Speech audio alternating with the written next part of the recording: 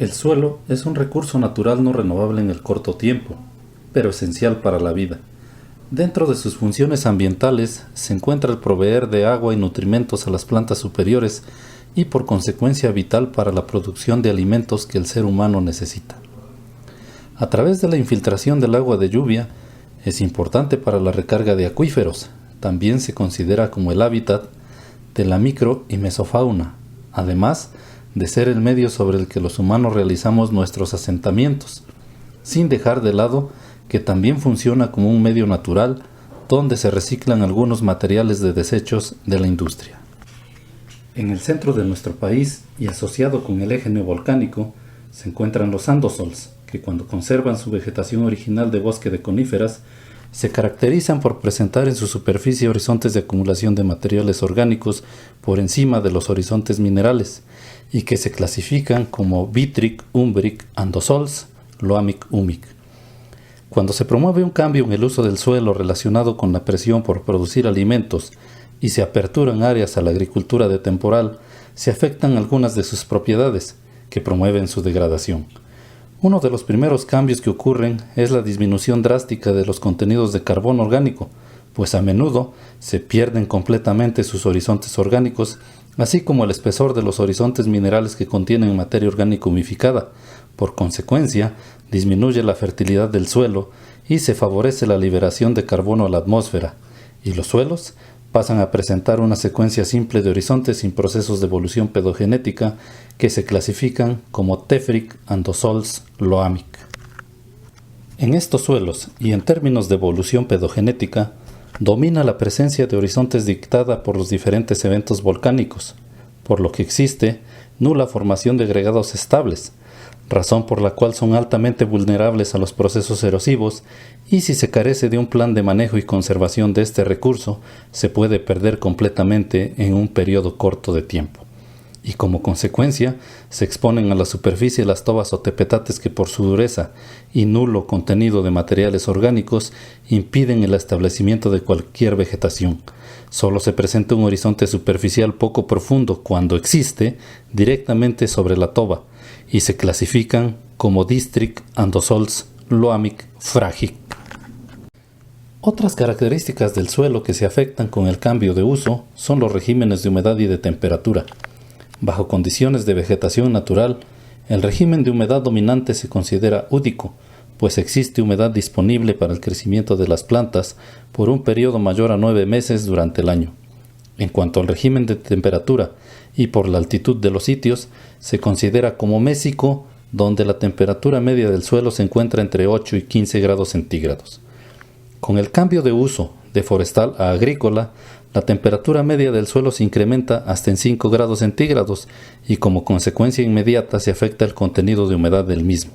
y se incrementa la tasa de descomposición de los materiales orgánicos.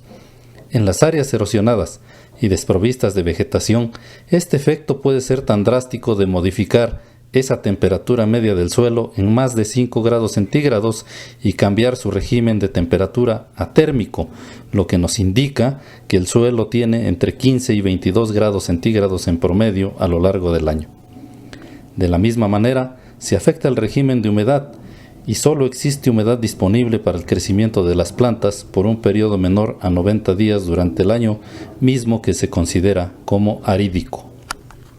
La velocidad de infiltración del agua en el suelo también sufre cambios importantes con el cambio de uso.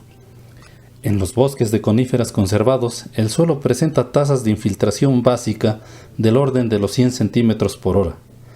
propiciados en gran medida por su baja densidad aparente y sus altos valores de porosidad. En las áreas abiertas a la agricultura, estas tasas disminuyen alrededor del 30 al 40% y sus valores de infiltración básica se estabilizan en 60 centímetros por hora.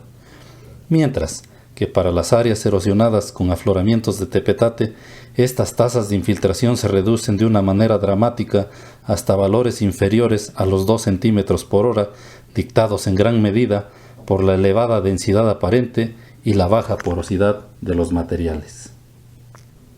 La capacidad de almacenamiento de agua también sufre modificaciones importantes. Los suelos de los bosques conservados almacenan en promedio una cantidad de agua equivalente a una lámina de 60 centímetros. El cambio de uso del suelo forestal a agrícola reduce esta propiedad a una cantidad de agua equivalente a 40 centímetros de lámina, y cuando la erosión se ha agravado y se presentan afloramientos de tepetate, el almacenamiento de agua se hace prácticamente nulo. El manejo y la conservación del recurso suelo son acciones que deben ser tomadas con mayor importancia, pues además de modificar sus propiedades intrínsecas como las descritas con anterioridad, es posible evitar catástrofes, sobre todo en áreas con pendientes pronunciadas, debido a que son susceptibles al fenómeno conocido como deslizamiento de tierras, donde al quedar el suelo desprovisto de vegetación superior, se pierde el medio natural por el que éste permanece estable en el paisaje. Ese sistema radical impide que el suelo sea fácilmente removible. Sin vegetación y con eventos de precipitación pluvial extraordinarios, se sobrepasa la capacidad de almacenamiento de agua en el suelo y se presenta el fenómeno de solifluxión, donde éste se comporta como un líquido y no como un sólido, y sus repercusiones pueden ser catastróficas, como los casos sucedidos en Angangueo, Michoacán, en febrero del año 2010, o bien en Santa María Tlahuitoltepec, Oaxaca, en septiembre de ese mismo año.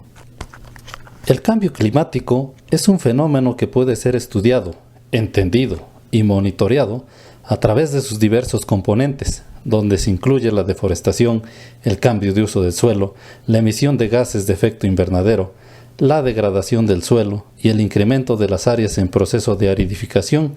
donde el suelo prácticamente pierde sus funciones por la falta de humedad. Revertir estos efectos, sin duda alguna, es una tarea que nos compete a todos, así como el diseño de las estrategias encaminadas a atenuar los efectos de las actividades que día con día realizamos.